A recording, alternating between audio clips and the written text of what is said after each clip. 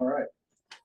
My name's Attorney Matthew Willis. I was asked today to do a presentation on housing. It's one of the requirements for you.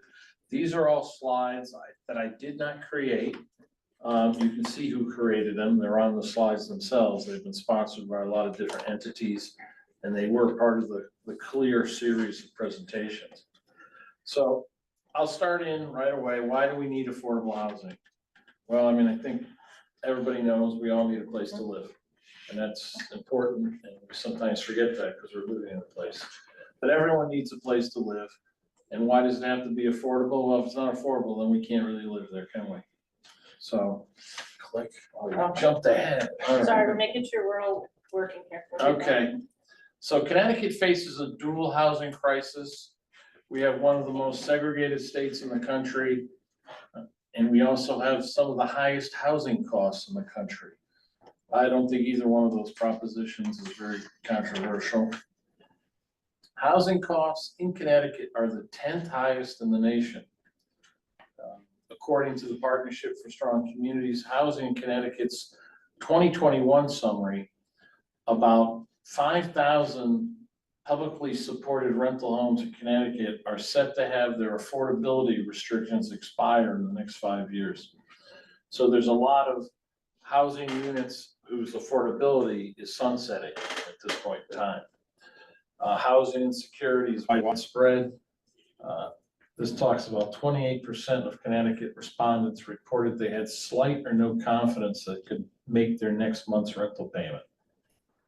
And by 2018, 26% of renters spent over 50% of their income on housing costs. So housing costs have been going up in Connecticut, at least, higher than people's wages. It's just a fact of life. Basically, a family would have to work 79 hours a week at minimum wage to afford a 2-bedroom apartment. So that's what gets us in the top 10 of that statistic. What is affordable housing? There's a couple of parts to this. Affordable housing is always almost a personal thing at times, right? Some people might think something's affordable and other people may not. But basically, it means earning 80% of median income and paying no more than 30% towards housing costs. That's one approach that's been used here. And so people are being burdened by housing costs. The need for units, residential units, has really exploded in the last, I would say, 15 to 20 years. Connecticut has had some unique pressures, really, even from COVID. We've had people coming from out of state moving in at a higher rate than before. It used to be everybody was moving out. Now there's people moving in. I know one town, Eastford, which is a very small town, they've had an explosion in housing for 2 reasons, one of which they don't have zoning, and the second of which is that people can telecommute. And telecommuting for a certain percentage of the workforce has really gotten very popular and things of that nature. So next slide is Connecticut. It's one of the most segregated states. And this is the ranking of segregation in the 100 largest US metro areas 2010. So you'll see that Connecticut, New York, New Jersey, Philly, we're all in the top 10. Next is the history of segregation and racial covenants. When I first started as a lawyer, I had to do title searches. And when I did title searches, once in a while, I was shocked that I would find racial covenants in deeds. It just didn't dawn on me that I would find that. But in some communities, you could find those. And they were not illegal, at least as to the enforcement, until 1948, Shelley versus Kramer. And that case held that racial covenants could not be enforced. It did hold that private parties couldn't still agree. So in other words, they wouldn't try to enforce it, but they would agree that there'd be racial covenants. I know that's a little bit of a subtlety, but that didn't become illegal until 1968 with the Fair Housing Act. So the reality of segregation and using zoning for more than nuisance. So we got the next one here. Oh, we keep- Oh, I'm sorry.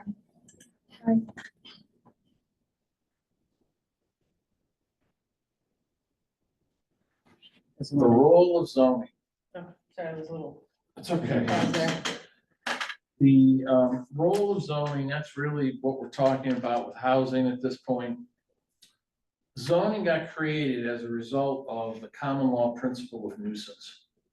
All right, so common law principle of nuisance was if you had, a leather factory next to a house, the house might suffer some nuisance.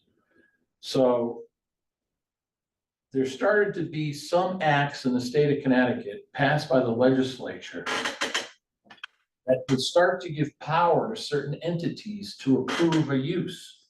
It used to be you could do whatever you want, build whatever you want in your property, private property rights, things of that nature. One example is in 1902, the Connecticut legislature passed an act that said that crematoriums had to be approved in any town by the Board of Selectmen.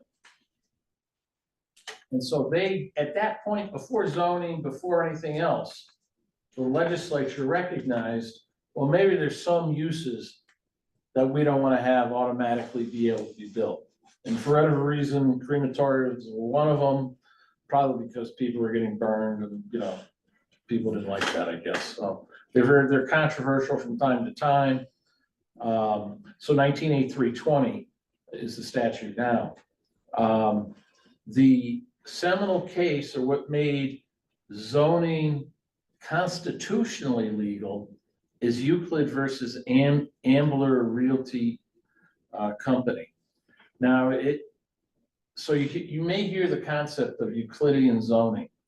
That doesn't reference the Greek mathematician. It's actually referencing a town in Ohio, which is kind of surprising. But in 1926, the US Supreme Court said, yes, you can have local zoning power to design zoning schemes that designated zones for certain types of buildings and restrictions on lots and building size and things of that nature. So they upheld the municipality's right to use zoning. And nobody's really looked back since that time, right? Zoning is embedded in our municipal lifestyle. There's no two ways about it. Now, one of the first towns in Connecticut to have zoning was West Hartford. They had zoning in 1924. So that was early on. There was a standard zoning enabling act promoted by the US Commerce Department in 1921. And Herbert Hoover, who later became president, kind of pushed that with the US Commerce Department. At that point in time, only 48 towns or cities in the United States had zoning in 1921. In 1923, so there was a big push at the beginning of the 20s to get municipalities to pass zoning. In 1923, Connecticut passed the Zoning Enabling Act. And after that time, almost every town, except I think 2 in Connecticut, have zoning. They adopt them at different times and at different degrees. And with zoning, since you're restricting things, like any other rule, there can be the good and the bad. So it's good to keep nuisances apart from each other, to have orderly development. The bad is to restrict economic or racial abilities. And, next one. Oh, yeah. So even in the early Euclidean cases, there was talk about using zoning to basically use as to establish racial lines and for foreign races, which at that time meant, Italians and the Irish. So income and wealth disparities. So zoning has a dark side too, right? It has a good side. Old Saybrook is a good example, I think. You have a nice town, but there's also a dark side, and that is, can it be affordable and are certain people being left out? Racial wealth and inequality is rampant in the US. There you get an example of average incomes and racial status. And we got another one. The next one is percentage of households at less than 30% of state median income, adjusted for household size. And you get a concept of who are the folks that don't meet up with the state median income. And then finally, there's what some people call an opportunity map. So in your life, your opportunities may be based on where you live and the schools you go to, the employment you're offered, and things of that nature. And so here's the Connecticut map that someone's done up of your mapping opportunities. So if you're from one of these towns that's shaded more dark than light, then supposedly you have more opportunities. Next. And this is opportunity and race. This is, I think, a little confusing, but it basically hovers around those places that have lesser opportunities in general. And then we have opportunity by race and ethnicity in Connecticut, percentage of people by race and ethnicity. So you see non-Hispanic white, very low, 7%, non-Hispanic black is 47%. So you can see the disparity that's been partially created by the use of zoning to do something other than to reduce nuisances. Same with the next. And one of the other factors in Connecticut, which I didn't bring up before, but I'd like to bring up, is that Connecticut is not a big state. We're one of the smaller states. We've also been around longer than a lot of states. We only have a finite amount of land. And so there's a lot of pressures, not only from, say, housing or commercial development, residential development, but highways. You know, people want parks, they want open space, agricultural. The state of Connecticut buys agricultural easements. There's a lot of pressure from very different corners for very different uses. And Connecticut only has so much property. So there's some states where you see enormous growth, and that's usually those states that have an enormous amount of real estate, because they can start, like, you know, the last time I was in Florida, I mean, they can put up houses in Florida, it's flat, there's not, you know, and it's vacant for miles, and they just put up those houses like crazy. In Connecticut, it's not that easy for a variety of reasons.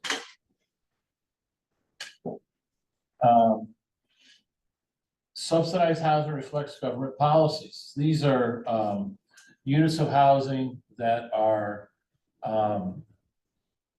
protected as for income. And you'll see that they pretty much, not exclusively, but they pretty much cover those areas that are more urban. Existing laws governing zoning. Fair housing laws.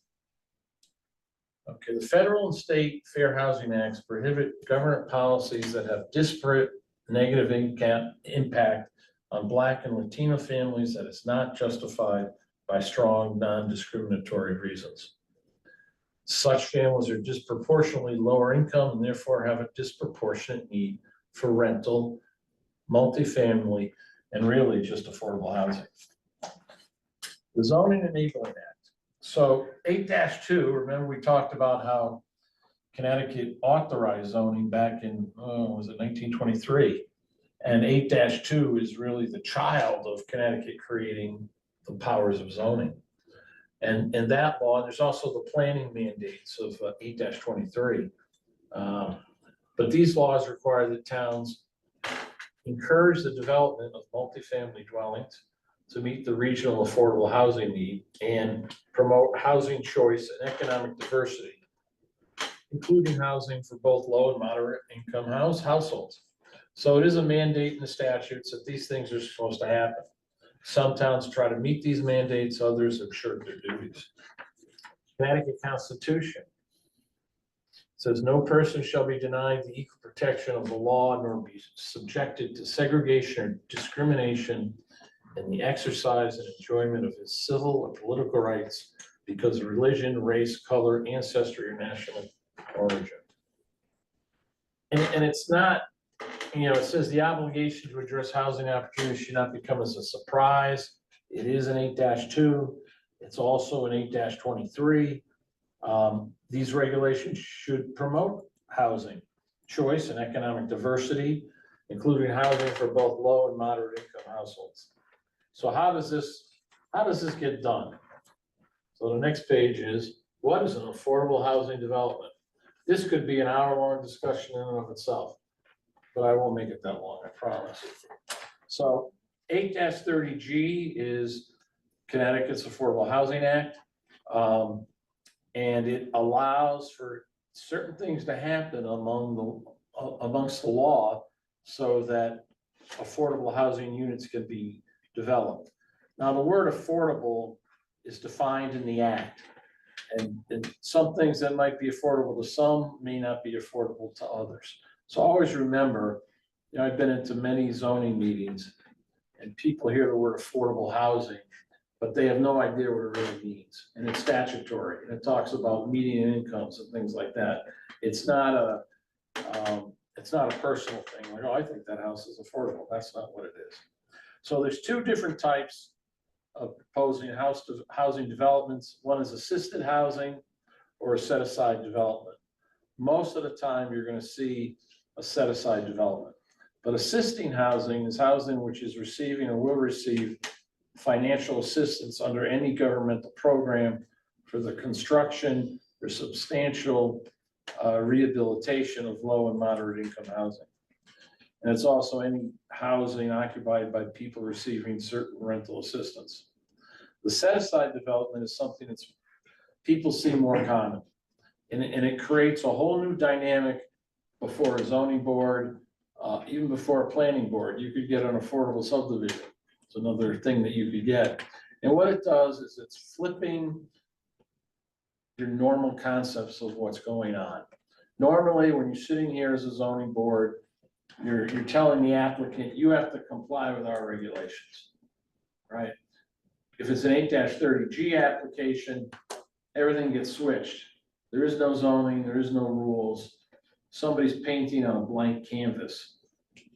All right, so it's an important thing to grasp. Old Saybrook has seen these. It's not new to Old Saybrook. So they've embraced these when they appear before them. I think I can only think of one that got denied, and that was years ago. And that was for a good reason too. But anyway. Actually, no, we approved it. We added conditions. Right, you approved it with conditions. And we got appealed on the conditions, and the zoning commission asked for more affordable units as part of the settlement. That was where Saybrook Station is now. That was 1999, Jandon. Really? And that never happens. So you have a minimum of 30% of units sold or rented with covenants that restrict the price to 80% median for 15% of that 30, and then 15 is 60% or less of the median income. And it is the lesser of whichever one is less, state, area, or US HUD amounts. I think it usually ends up being the state median. So the restriction must run for a minimum of 40 years. And so at the beginning of this, I was talking about some of these units were coming off their 40 years. So that's another reason for all that. Affordability plan. It must be submitted to the commission with the affordability housing application. It designates the administrator of the plan responsible for enforcing restrictions. And Old Saybrook has done that. Some towns do, after they approve these things, they'll do an audit and they'll find out, are these people really meeting the criteria they're supposed to be meeting? And the percentages were pretty good in Old Saybrook. There was a couple of glitches, but I think they've been straightened out with the administrators. Most administrators are trying to do the right thing. Sometimes the developer themselves will want to say, oh, I want to be the administrator. There's no rule about who can be the administrator, but I think it's always a good idea to have a third party that doesn't have any skin in the game to be doing the administrative work, but there's no law about it. Are there qualifications for it? No, Okay. no, there isn't. But there have been a group of individuals who, and it's growing, that have experience and that can do it without going insane. Right. Because it's very much a math game. And you have to get things from the applicant, you have to do the math. And I used to be able to do math, and I can't really do it as well anymore. We have calculators. Yeah, but I know of it, it's even with calculators. I did throw my abacus out, but I know of one instance where a developer was the administrator on a subdivision.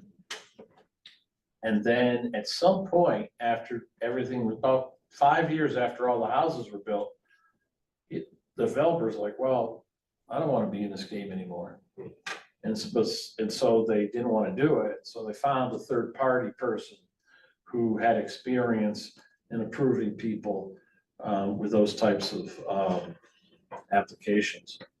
You have to have an affirmative fair housing marketing plan. I mean, I think this has gotten a little more difficult. It used to be you could pick different areas to put ads in for housing, but nobody reads newspapers anymore. So I think this is a harder thing to kind of really accomplish, is getting people who need affordable housing to realize that they can apply at a certain development. As part of it, they provide a sample calculation of prices and rents for affordable units. They also have to describe the location and sequence of development affordable units. And that's an important aspect of the affordability plans, because you want to make sure they're building them kind of in partnership with the market rate units. There's draft rules and restrictions ensuring affordability. Let's talk about a zone change. You don't need to do a zone change. Sometimes people do anyway. Okay, so how is the set-aside development different from a typical development? Your typical development, you have to comply with zoning subdivision regs. Your set-aside development, they don't apply. And that, for most boards and commissions, the first time they see one, it blows their mind. All right, they really don't understand why they have these regulations if they don't get to use them. Well, the affordable housing applications, you're not using those regulations. The second thing is that the burden is on the applicant to prove compliance by substantial evidence with your typical development. So the applicant has to prove that he or she fits within your regulations. But with an 8-30G, the burden is on the commission to prove that the decision is necessary to protect the substantial public interest. And that public interest clearly outweigh the need for affordable housing, and that public interest cannot be protected by reasonable changes, which usually means conditions to an approval. And if you can make those changes, you're supposed to make those changes. Now, some towns have spent a lot of money fighting 8-30G applicants. I mean, like a lot of money. I think the law is pretty clear. One thing that is true is that these developments are not exempt from wetlands. So wetlands doesn't have, it's like a regular application of wetlands. They're not exempt. So the one thing for the burden is the only reason the commissions can deny is public health or safety. So in the appeal that we had when we approved, some of the conditions were put in sidewalks, put in a fence near the railroad tracks. So we were writing these reports saying the applicant has failed to put in sidewalks, therefore people will walk in the street and die.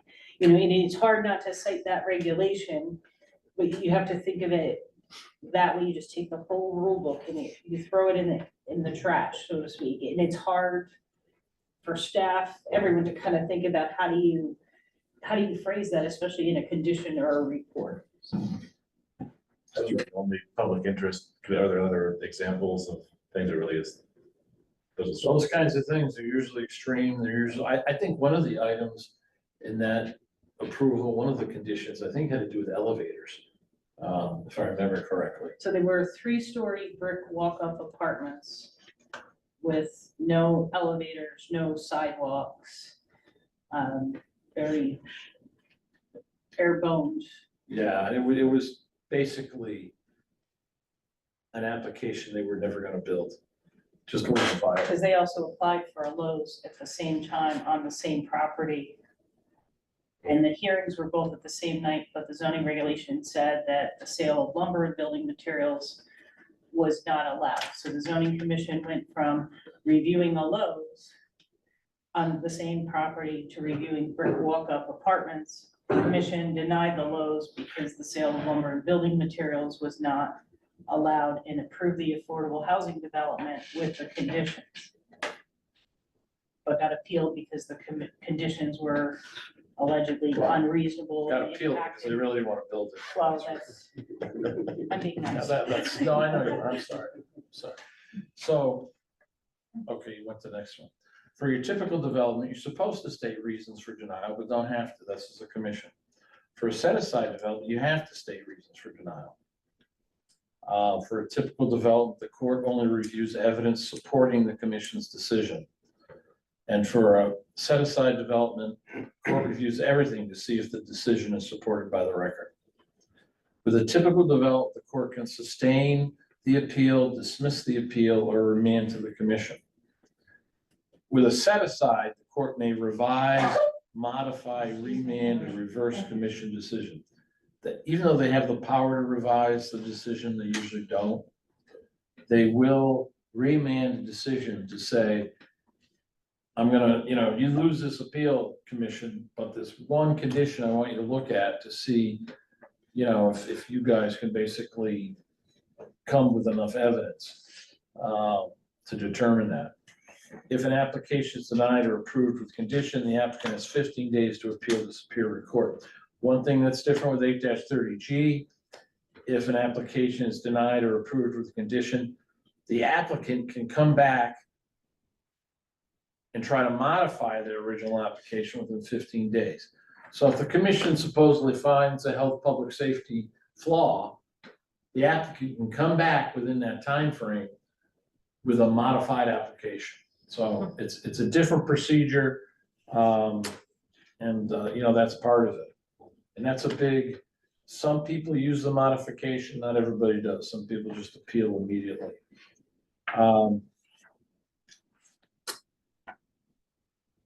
Modification of, nice job, Chris. Substantial modification is not grounds for rejection. The 15-day right of appeal is preserved.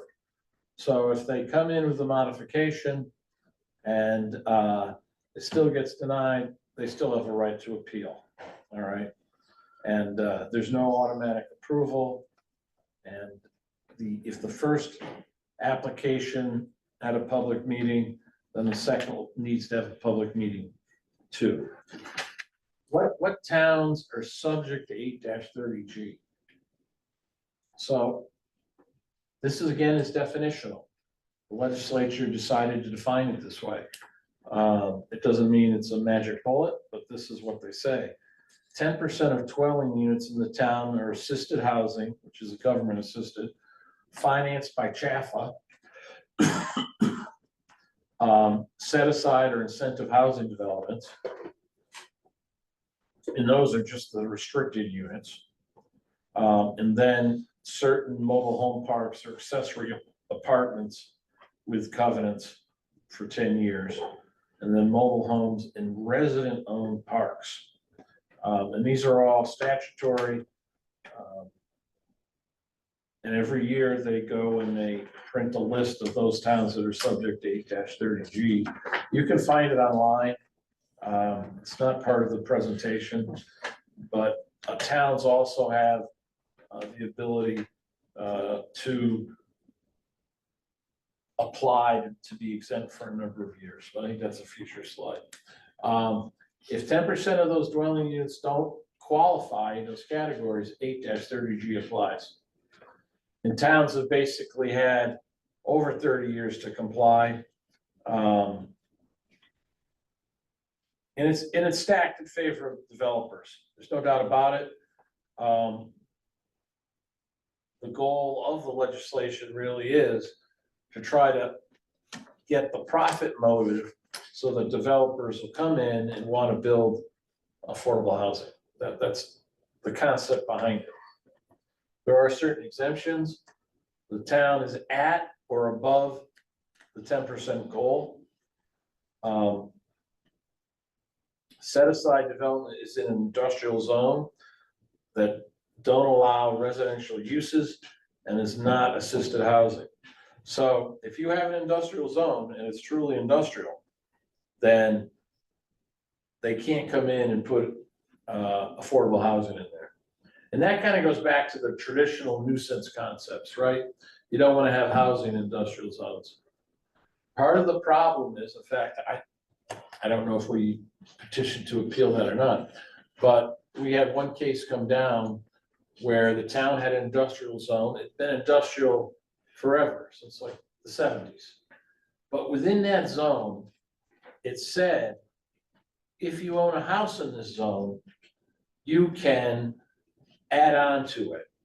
You know, you can improve your house as long as you stay within the setbacks, because there were some non-conforming houses that were going to be created with that zone. And we just had a case where a judge found that that's a residential use, therefore that's not really an industrial zone under 8-30G. The town is probably going to appeal that, but that is that's an interesting case. And other things, what else could be residential? Is a dorm a residential use? Rectories, hotels, some industrial uses might allow a church. Some churches have rectories. Does that mean you have residential uses within? I mean, there's a lot of hair splitting with that. The Department of Housing can give a town a moratorium, and that's granted when you add 2% of affordable housing. It lasts 4 years, and it lasts 5 years if the town had a previous moratorium and has more than 20,000 dwelling units. I'm not quite sure. I don't know if anybody that's met that. It's basically trying to incentivize progress. That 2% like in a year or? I can't remember from the statute. But it's all like, then you have to apply to, and then it gets published in the Connecticut Law Journal. So if you meet that criteria, it ends up getting published, and then people can actually appeal those determinations, So some towns made these claims that, yeah, we met our 2%, and developers actually appealed them, say, no, you didn't. These are phony numbers. So, yeah, it's kind of crazy. Where are we as far as the 10% goal? Well, we're really like in the 2%. I don't have the exact number. We're that level. So, I mean, it's kind of a never-ending goal, and I think the town overall really hasn't been looking to get exempted from the 830G. Mhm. So you figure it for every 3 houses or units you build, one of them is affordable. You really kind of need 2 affordable, because you have the other houses in our housing stocks. We have like 5,000 houses or something. I don't remember off the top of my head, but you're just adding new units and taking the one new unit and making it affordable, so it doesn't really get you to the 10%. And the town's, for the most part, been pretty favorable, and it's had nice developments that have come through with the 830G. So it almost doesn't even make sense with the 2%, because I think it just delays things for the moratorium and puts you behind, because I believe that if you go below the 10%, once you achieve it, you're subject to 830G. Right, well, you get the year, Right. you get some breaks, but I was trying to look it up real quick, but And it happens quickly, I have older- because, I mean, you look at some of the affordable housing developments as we did the audit, and I'm like, wow, that's been there for 10 years, and 10 years goes Mhm. like that. it goes by in a heartbeat. Okay, so we got a poll here. I don't have a poll. When they did it, they could do a poll, so you guys can like, just tell me what you think. The developer finds a cheap piece of land in a residential zone and proposes a high-density development with an affordable housing set aside. The site is not part of the town's plan for high-density development, is not convenient to transportation infrastructure. Could this be allowed under 832? Yes. Yeah. Those out there? All right, the answer is yes. Yeah, you guys got an A. Nice job. A.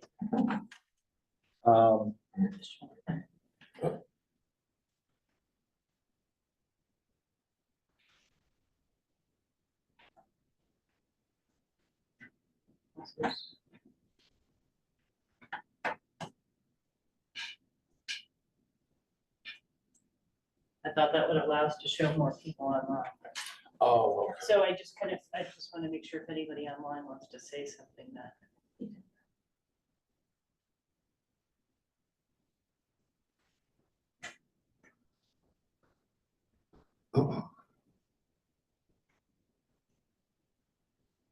You have a good hands.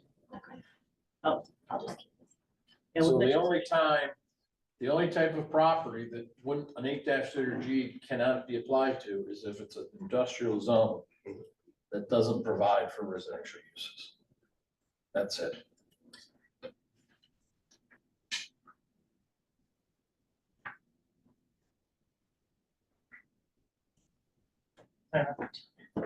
We just have hands raised online. I just want to make sure we can see who's. Oh. I can do questions at the end of that. Okay. Okay. Alternatives to 8-30G is incentive housing.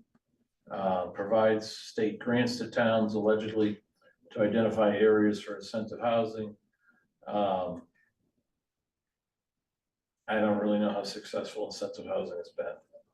So Saybrook Station is incentive housing, or it was designed to be an incentive housing development, but it wasn't recognized by the state as qualifying for the program.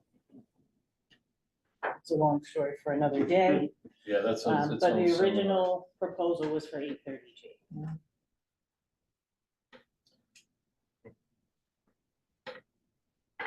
There are tools you can use to affect change. Accessory dwelling units that are restricted, increased density in certain areas, additional units or lots. The missing middle, trying to find housing that is in between, tiny houses, manufactured housing, that's mobile homes, manufactured mobile homes, inclusionary zoning, overlay zone, density bonuses for affordable units. There's different things that you can use. Accessory dwelling units is probably one of the more commonly used ways for that.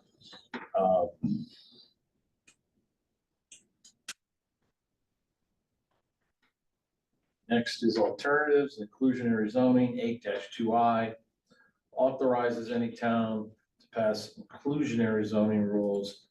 Any regulation that promotes the development of affordable housing, including set aside, use of density bonuses in lieu of payments, and a town can require a percentage of development to restrict it as affordable. Any needed administrator or qualified buyers. Some towns will adopt this, so they don't follow the strict rules of the traditional set aside and have a lower percentage. But I don't really think they catch anywhere a lot of times, but the challenge from planning to action. The statute 8-30J requires all Connecticut municipalities to have an affordable housing plan by spring 2022.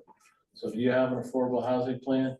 Yes, we do. Good job, yay, all right? And we're gonna have to renew it because it's 5 years it expires, so we're gonna have to start rewriting it again. Oh, boy. And you can implement that plan through your regulations. So that was put in statutorily to kind of promote towns to do this all on their own. Part of what happened is that in a state like Connecticut, where you have town that have the zoning powers. The state gave the town these powers, then they ran off and did all their own little different things. And then there's a affordable housing issue. And so, and it's not just in this area, but in a lot of areas, the state is pulling back town powers for policy reasons. Sometimes it's good, sometimes it isn't. And it's just something to be aware of. I personally like local control, local options. All right, next. Fair housing. Both the federal and state governments have fair housing acts. The Federal Fair Housing Act was adopted in 1968, and it was kind of dovetailed with disability in 1996, after the ADA was initially adopted. These are all statutes, group home licensing, 178227. The purpose is try to prevent the creation or furtherance of racial segregation or other discrimination in housing. Fair housing of disabled people. This can be for some municipalities. Stop 1 second. Oh.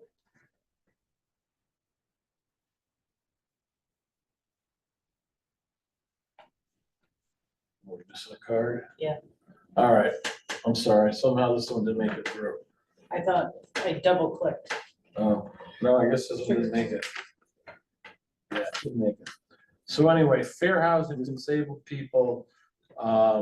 There are statutes that provide that you can't discriminate against people who might have certain disabilities, like a group home for people with traumatic brain injury, whatever the case may be. In some municipalities, it becomes a holy war for reasons I'll never understand. But you don't win that. That is nothing a town is ever gonna win. People have a right to live in a house. You can't tell them, you can't live there because you're disabled or because you're different. And that's, in some places, they don't get it yet. And so, We're a little different. we're a little different. I don't know what happened. Okay, who's protected? There you go. There's a list of people protected. Okay, that jumped. It jumped again. Okay. Race, color, religion, sex, family status, national origin, handicap, past drug or alcohol addictions, and HIV infections. So these are protected people. You can't just say no. We're not gonna let you live here in this group home. Don't do it. Protected persons, that's people with physical or mental impairments which substantially limit one or more major life activities. They have, with a record of such impairment, but you really can't ask people what their disability, you can't ask for proof, it's a long story. You just have to acknowledge it.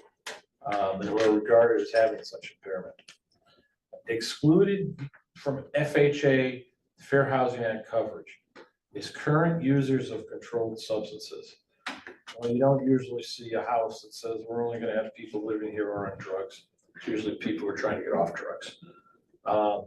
Sex offenders, sellers and manufacturers of controlled substances, persons who are a threat to the health or safety of others, and lodging for transients. Who is not protected? Certain groups of people similar to what I just went through. The Americans with Disabilities Act. This is really one of the more fascinating federal acts that has been passed. When you don't really think about all the things that have changed, from handicap parking to access to your house. You know, if you need a ramp to get in your house, all these things are protected now because of the American with Disabilities Act. And you can't use zoning to say, no, you know, you're someone who's disabled, you can't have a ramp. That's not something that can happen. And that's all because of this act, and it's a very powerful act. The Americans, actually the history behind it is pretty interesting too, but I don't want to bore you. Recent changes to the ADA. Major life activities extended to include eating, sleeping, thinking, communicating, and operation of a bodily function. People who successfully manage their disability are still covered. Individuals regarded as disabled are covered even if there's no impairment of a major life activity.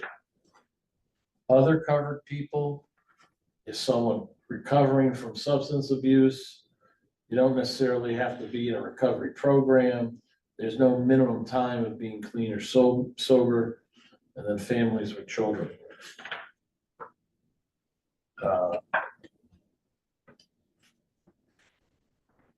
You can violate the FHA, failure to reasonably accommodate. This is the most common thing that happens. Disparate treatment, disparate impact. And it can include municipal zoning decisions and enforcement actions. So if someone's disabled, you have to be more careful. My most recent experience with this was someone, it was a gray area. It was someone who claimed they needed a support rooster. And in this town, in this one part of town, roosters were not allowed. I'm not gonna tell you how this went, but in the end, nothing happened because the rooster died. So I was really glad I didn't have to deal with the rooster case.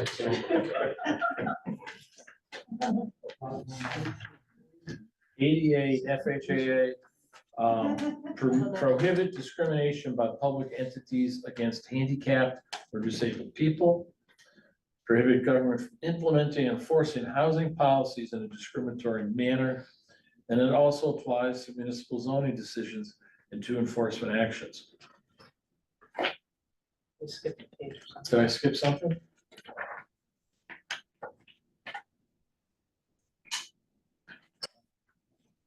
Theories of discrimination. There's intentional discrimination, there's disparate impact, then there's a refusal to make reasonable accommodation. That's usually the one that comes up the most.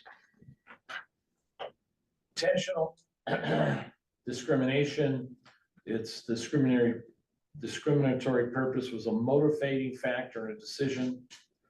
It doesn't have to be purposeful or malicious. Factors include the impact of the decision, background, and events leading to the decision, departure from normal procedures. Disparate impact, kind of as a side shows, significantly adverse or disproportionate impact on a particular group. Reasonable accommodation. Its failure to provide results in denial of equal opportunity to enjoy housing of choice. Basically, towns have to take reasonable steps, pay a certain amount of money to accommodate unless it's a undue hardship or a substantial burden. Specific requests for accommodations must be made, and it's not applicable to regarded as persons. I don't even know what that means, so I'm gonna worry about it. Okay, technical assistant manual 2. Examples of unreasonable accommodations. The zoning ordinance has a 12-foot setback from the curb. To install the ramp to the front door, the owner must encroach on by 3 feet. A variance would be a reasonable modification of a town policy, or your zoning regulations could provide for it. You could have zoning regulations, and within them, there could be a mechanism for a reasonable accommodation. Or you could have a municipal employee, the city of New Haven does, as a person who's in charge of ensuring accessibility in grants requests for reasonable accommodation. So they have like an ADA czar, and the city of New Haven has a person who makes those determinations. There's been a number of cases in Connecticut about ADA and FHA. Some of it involves zoning, Fair Housing Act and zoning. This can be a problem. There was a town in Connecticut that recently tried to keep out a group home and lost a judgment for millions of dollars, which in this day and age I found extremely surprising, but be that as it may, that is an area that is very difficult to get around. Exclusionary zoning practices and rules that operate to exclude people with psychiatric disabilities are illegal. The ability to live independently and the ability to find suitable housing are major life activities. All right. Examples of illegal discrimination, prohibition of group homes, classifying group homes as commercial,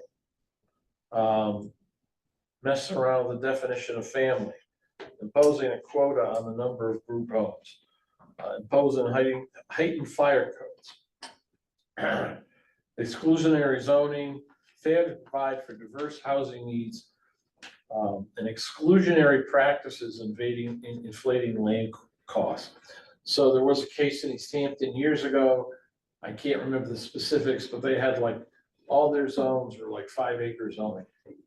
And the Supreme Court said, wait a minute, that's not rational. So firmly furthering fair housing. I didn't do this slide. I don't have go to a country club, but back then there was a time where they were racially restricted and economically restricted. And that can change. I think it is changing, but it takes a lot of time. Then the last one's questions. So anyone have questions? You don't have to look like this to ask them. We'll get a question online. Okay.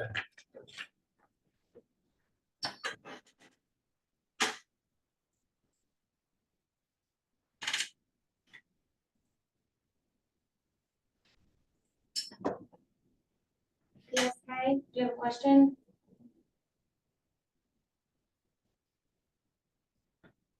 ESK, are you all okay?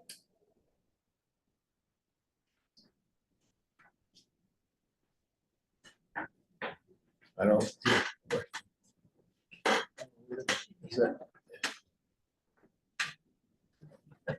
All of the panels.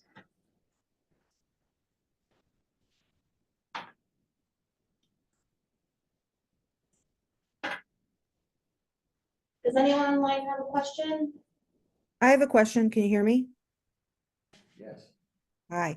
So the affordable housing, I apologize if everybody already knows this. Is it deemed by square footage and it's solely by income? Is it affected at all by the prices of housing? And I was also curious, you were saying that with people telecommuters moving into Connecticut a lot, did that affect the prices of affordable housing in Connecticut? Did that have a dramatic impact? So I know it's a two-part question. Well, yeah, well, I'll answer the first question. The affordable housing is based on income, doesn't have to be square footage. You're supposed to have units that are comparable to other units in a development. The second question about did people who buy houses here and were able to telecommute, that doesn't really impact affordable housing per se, but it may impact housing prices. I mean, that's really kind of an economics thing. I think we all know that Connecticut, since COVID, the housing prices have increased, I would say substantially. So, and I think that was just another kind of drop in the bucket, was telecommuters. There were other things, there were other pressures on the housing market. Some of it is just people looking for a home to live in. Any other questions? Yeah, I have a question. Can you hear me? Yes. Okay. One of the problems we have is that people confuse affordable housing with being affordable as opposed to Section 8 housing. And it's because what you deem affordable, the public may not perceive as affordable. Do you understand what I'm saying? Well, I think so. I mean, Section 8 housing may be considered one aspect of affordable housing, but that's not what affordable housing is. Correct. Affordable housing is statutory. So it's a statutory program, and a lot of people who can, take advantage of affordable housing may be secretaries, police, teachers. It's a long list of people who need housing. And it's usually the more affluent the area with the less housing, the more of a demand it is. So Fairfield County has traditionally been a hotbed for the affordable housing wars because it is what it is. Yeah, because one of the things that I constantly hear is that we don't have affordable housing. And even though we offer affordable housing, the price structure, people are looking to spend less than what is considered, quote, affordable in town.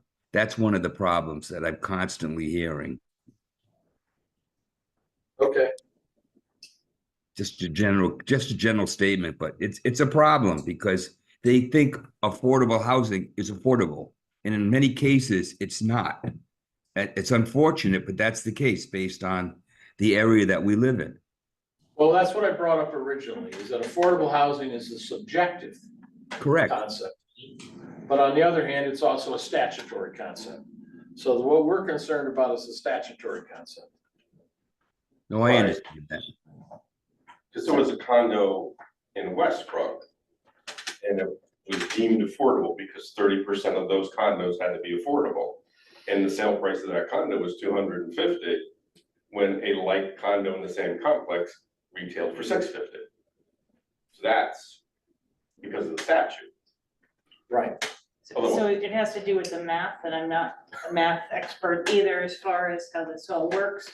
But it's based, there's two different ways to calculate the formula, and it's based, it'll include the median income for the county, which I think is $123,000. So that gets factored into it, and if you take 80% of the median income, depending on which affordable, there's two different ways to calculate it. You take that 80% of 123,000 and you start calculating into a formula to get rent. You're not really accommodating people who are making minimum wage or $30,000 a year, so affordable. Affordable housing Saybrook- doesn't help those people at all. Right. It So only helps the affordable- lower middle class. Statutory The affordable. statutory affordable. And that's what we base our numbers on, depending on if it's incentive housing, 830G, there's apparently two different ways to do the affordability plans, I learned during our audit. And then the units that come in, if it's 80, 40, 60% of the median income, that's why I think what Chuck is getting to is affordable isn't necessarily affordable. It's because of the calculations and the income in the county.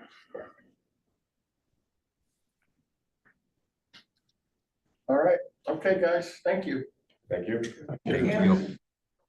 Excellent presentation.